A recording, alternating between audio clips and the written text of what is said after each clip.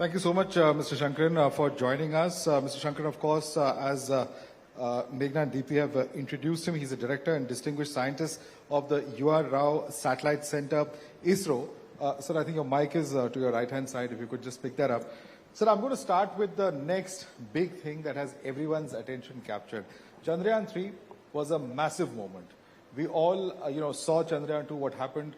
Of course, that was a disappointing moment, but the fact that we were able to bounce back and land on the moon now, there are a lot of expectations from Gaganyaan itself. Let me begin by asking you about, if you can tell us about the key milestones as far as Gaganyaan is concerned. We saw the event where the Prime Minister introduced the 4 Indian astronauts who've been selected, and what is the kind of timeline that we are looking at as far as Gaganyaan is concerned? Gaganyaan, actually originally when the plan was made, the amount of work had really been underestimated. That's what I would say. The various parts of that mission involves first upgrading our launch vehicle to be human rated, so that the failure rate, anything happens in the launch vehicle, there are safety safeguards built into the launch vehicle so that the crew is saved. So that is called the human rating of the launch vehicle. This activity has been now practically completed. The second one is the orbiting vehicle in which the astronauts have to fly should also have a crew escape system, which will ensure that by the time the launch vehicle is nearing its destination and about to release the craft into orbit, at that time, if an emergency happens, still the crew has to be recovered safely. So that crew escape system testing is right now in progress, and last year we saw the first test vehicle mission, which is one of the test vehicle demonstration, where an abort happens during the flight, how the crew can be saved. So various tests to demonstrate the crew escape system is right now in progress. And we have also progressed very well for the crew module itself and as well as the service module. Right now at the UR Rao Satellite Center, right now, the first crew module and the service module are getting integrated for the first uncrewed mission, possibly sometime later in this year. This assembly is going on. This mission, there won't be any crew, but every other system is going to be there. It is going to be a demonstration that what we have planned to do in the Gaganyaan mission is getting demonstrated. Now we'll be doing at least 2 or 3 of this kind of missions, uncrewed missions, which will happen this year as well as next year. And at the end of this, if we determine that all our new developments are complete and all the safety measures are in place, then we can think of going for the human flight towards the end of next year or early 2026. That is how it is planned. Right. I'm actually intrigued when you began your comments saying that perhaps we didn't estimate the kind of effort required, because, there's been the Space Reentry Vehicle project, which was there in the mid-2000s. We have the Indian Institute of Aerospace Medicine, which has been working in this regard for decades. Would you say that this mission, when you say that it wasn't planned out or perhaps was not thought of, now the stage that we are at, are we now very clear that we are transitioning from this era of sending space vehicles and now, of course, into manned flight, from unmanned to manned? That path we have set on is very clear, and how quickly will that manned mission happen is also a question on many people's minds. No, when I said that there was an underestimate, there was a plan how it was to be done when the announcement was made in 2018.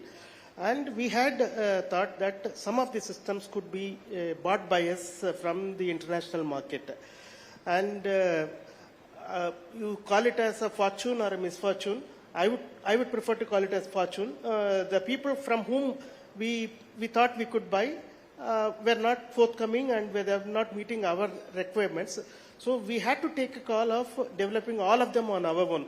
That's why the delay has happened. Right. So right now, this Gaganyaan mission is going to be nearly 100% made in India kind of mission. And as I mentioned, the crewed mission likely to happen towards the end of next year. That is the earliest it can happen. Right. One of the most challenging parts that one reads about this mission is that there has to be so much of redundancy. And you said that there has to be an escape hatch, there have to be new systems that have to be built in, whether it's power propulsion, whether it's oxygen, whether it's all sorts of systems that have to have redundancies and then more redundancies. So building that is virtually like building a new spacecraft, would you say? Yes. Yes, because it is the approach itself is different, because generally spacecraft today are being built for performance. Safety is a secondary consideration, because there is if there is a failure, one failure, you take care of it, and if a second failure, some functionality will get lost. That is how all spacecraft are designed. But a human flight cannot go like that. You should be able to tolerate more than 2 or 3 failures and still bring back that crew safely back to Earth. So this change in the approach is what is the difference between uncrewed spacecraft and human space flight. That is what is calling for so much of additional margins building, new systems getting inducted into the craft, and lot of testing. Right. And also in terms of Gaganyaan itself, how do you see Gaganyaan really reshaping India's space program, and how India is going to contribute to the global space exploration from here on? Actually, around the world itself, a lot of expectation is there when our crew module, as well as our service module and our human-rated launch vehicle, when they are going to be available.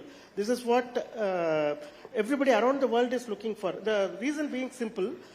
Around the world also, particularly the US, there is a lot of interest for a commercial crewed flight, and number of companies are working. One of the main requirement of any crewed flight is that you should have a backup which does not belong to you. For example, if India is making a human-rated launch vehicle, we should have a backup from somebody other than ISRO. So like that, those commercial operators are looking for some backup for their own human-rated launch vehicles and crew modules. So they are looking at our Gaganyaan kind of crafts as potential backup for their systems. So when they build their human flights and their space station, they are looking for somebody like us to be available as their backup. That's why even in the US there is a lot of interest for us to succeed in this, and also for us being available as a backup for them. Right, and India will be one of the few countries that's actually sent a human being into space, Yes. in that very small club of the great spacefaring nations of the world, and that itself would be a huge thing for India in that sense. Yes. To be recognized globally, would you say? Yes, the human space flight is a completely different class from launching satellites or launch vehicles. It is a completely different type of work, which requires much more safety, because the human space flight itself is being called a safety critical system. The most critical part of that is not performance; it is the safety. That is why, if we are able to succeed that, then in that domain, then our ability to do many other space missions are going to be very, very high. Right. And with this, we had seen, for instance, our astronauts go to the Russian training centers, have been trained there, they've come back now. In terms of our own infrastructure, do you see this further being developed in terms of being able to train astronauts in the future here in India? I know there are certain facilities that are already doing that, but do you see an augmentation in that regard? Yes, already in part of our campus at the URSC Satellite Center, there is an astronaut training facility. Currently, that's where our astronauts are training. And a new, bigger facility is being built in the outskirts of Bangalore, near the Bangalore airport. That is also upcoming. And we are also making plans for doing a very exhaustive facility for future crewed flight, because the government of India has already announced that by 2040, India should have a man or a woman land on moon and come back safely to Earth. And by 2035, India will have its own space station with human presence. So to meet these two requirements, a large number of flights with crew has to happen to the low Earth orbit, and also to the space station what we are planning to build. and of course to the moon and back. So a large number of human space flights are going to happen. For this, a large number of crew also need to be selected and trained.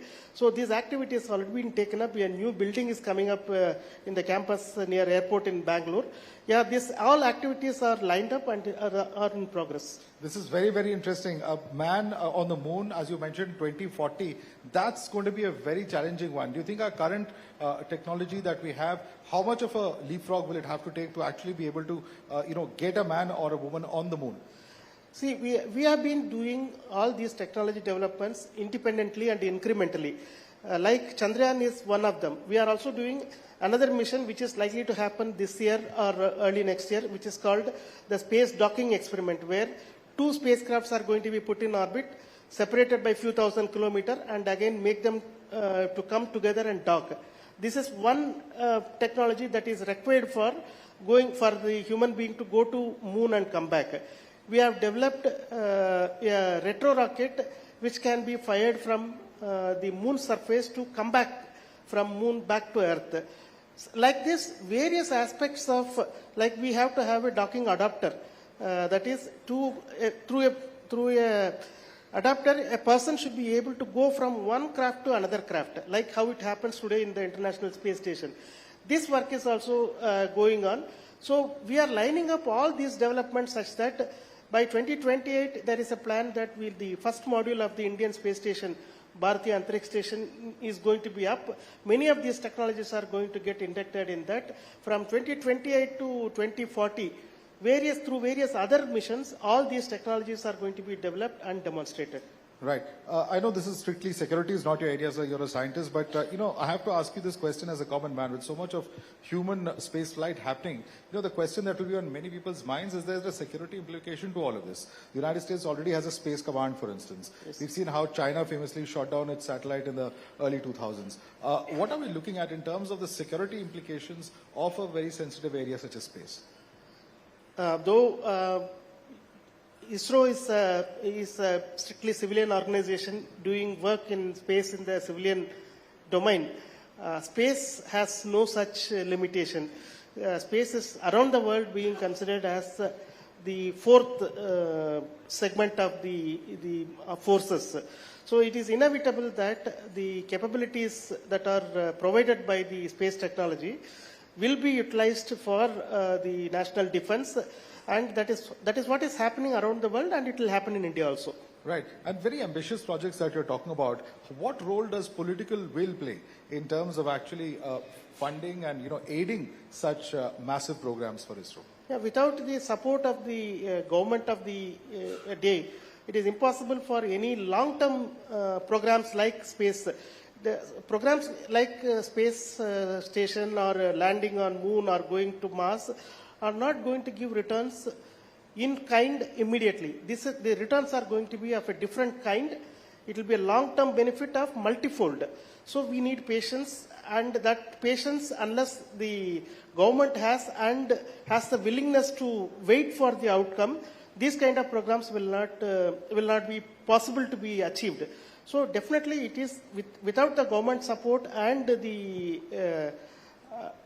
a sustained support from the government, it is not possible to do this, which we have been getting from the government. That's why all these new programs have been announced. Right. Let me come to the area that you specialize in, sir, in satellites. Take us through the number of satellite projects that you have been part of over the years, and what is the roadmap ahead? Because there are multiple use from remote sensing to, in fact, telecom, navigation. There are so many areas where satellites have a very practical role to play in India's development.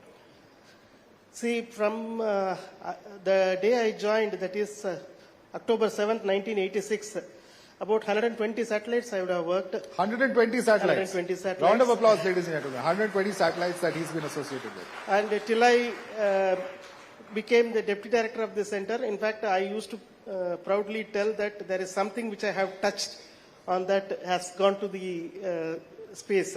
So I have worked in many of the satellites since the time I joined ISRO in 1986.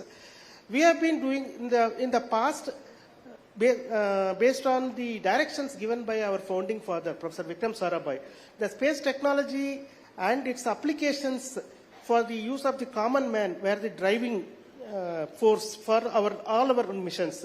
Either satellites or launch vehicle, everything were aimed at ensuring that these are application oriented and the outcome is usable by the general public.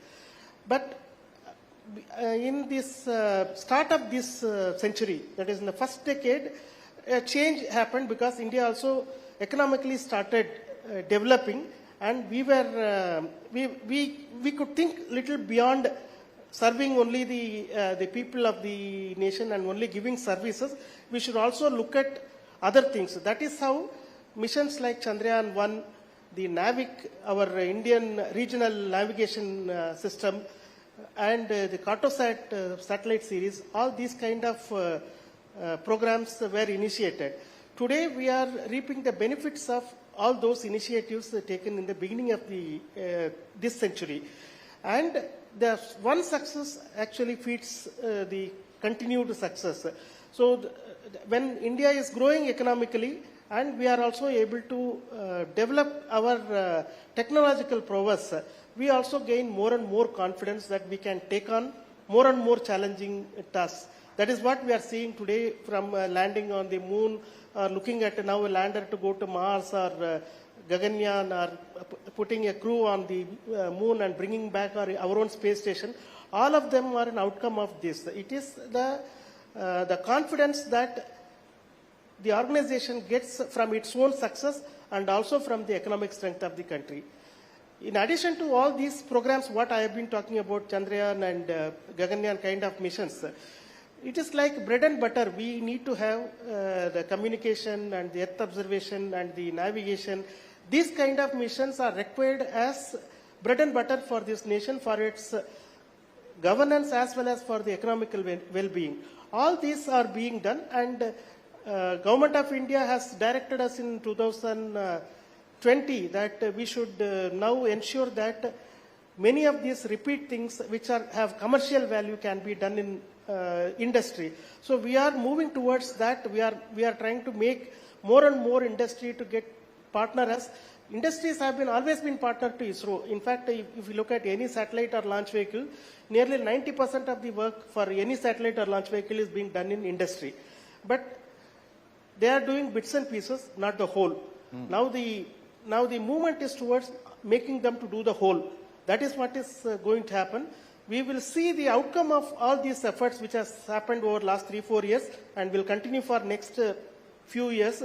Maybe about a decade later, we will see the outcome of this, where there will be big Indian companies who will own and realize satellites and launch vehicles and operate their own satellites. That is what we are all looking for, maybe one decade down the line. Right, so you're saying that in 2023, the Indian space policy that was changed, that's going to have a huge impact in terms of private sector participation. We were already looking at, for instance, a private sector launch that was also scheduled a few weeks back. So you're saying that will give a huge thrust and will increase the number of satellites that India launches in the coming decade? Yes. See, the 2020 space sector reforms is nothing but a recognition that the space sector is an area where lot of money and lot of people have to be involved, and it is impossible that everything can be done only by the Government of India. So we have to make that sector attractive for industry and business. That is what is being done. So we do expect, to give you a perspective, we are having today about 25 communication satellites and 25 Earth observation satellites. But for a country of our size, economic value and the number of people, we need at least about 100 times this number of satellites if we want to meet the requirements of this country for its governance and its communication and geospatial applications. How do we compare to, say, China in this regard? China is at least 10 to 15 times bigger than our assets, at least 10 to 15 times more they have. The US has very large number, and we have no public information about Russia. But these are the three main countries we have to look at. So China definitely we can look at as a model. At least 10 to 15 times more than what we have is the size of their assets. Right. Also, the Prime Minister has recently hailed the pivotal role played by India's Nari Shakti in the space sector. How crucial has been the role of women in implementing India's space programs? Not only in space sector, any sector becomes more disciplined when there is involvement of women. That I firmly believe in that. Wherever women get involved, the sector becomes more disciplined, because generally the boys will also start behaving when there are girls around. So definitely I feel that the presence of ladies is very important in every sector, and ISRO being equal opportunity organization, we are not actively discouraging anybody or actively encouraging anybody. We make sure that our work environment does not discourage women to come and work. That is why about 20% of our scientific and technical staff are women. And we are looking at increasing this number. That this increase cannot happen by only through ISRO's efforts. It can only happen through a general improvement in the number of women who get enrolled in engineering and science streams.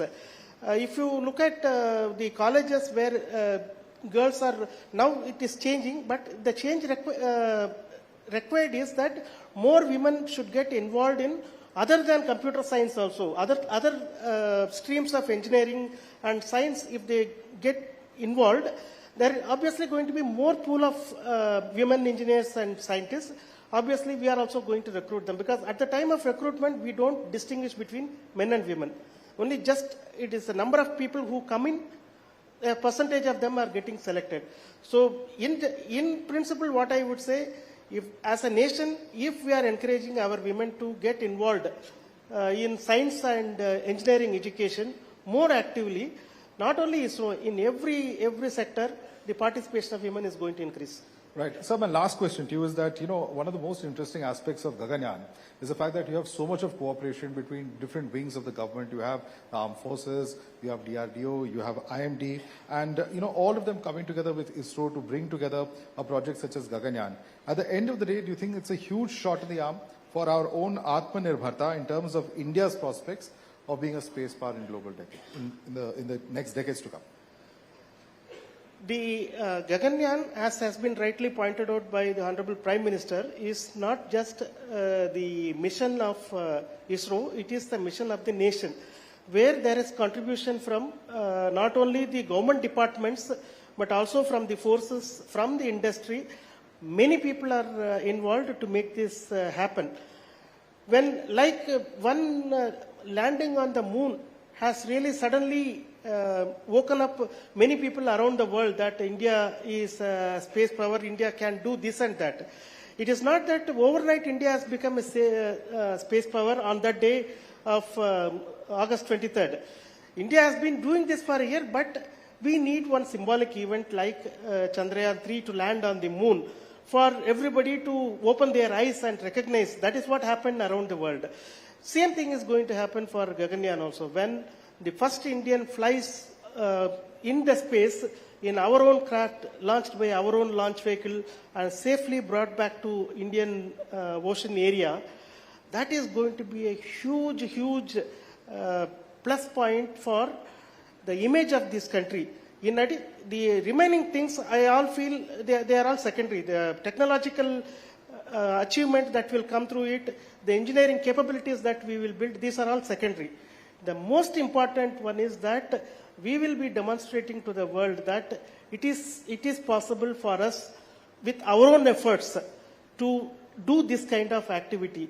Then it is only going to make it easy for our own people, the youngsters, the youth to believe that it is possible for them also to do such things. We are looking at that as the main benefit of doing Gaganyaan. Thank you so much, Mr. Sankaran, for joining us and sharing with us ISRO's perspective and plans ahead. Certainly an organization that has made 1.4 billion Indians extremely proud over the last several years. Thank you so much, sir. Thank you.